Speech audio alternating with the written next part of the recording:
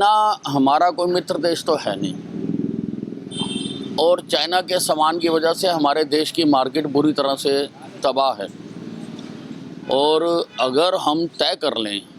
कि हमने चाइनीज़ सामान नहीं खरीदना, तो चाइना का कई अरब रुपए का व्यापार ठप हो सकता है। और ये हमें मानना चाहिए कि चाइना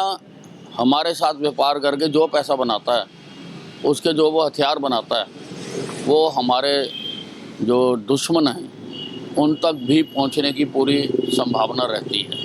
इसलिए पूरी तरह से तिरस्कार करना चाहिए, पूरी तरह से बहिष्कार करना चाहिए, और हमें अपना मेड इन इंडिया सामान का ही इस्तेमाल करना चाहिए। अगर हम अपने देश में बना स्वदेशी वस्तुएं अगर हम खरीदें, तो मैं समझता हूँ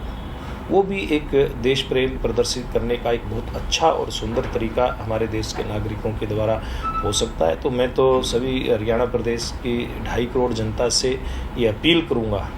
कि दिवाली के समय में खास करके हाथ से जो हमारे हाथ के कारीगर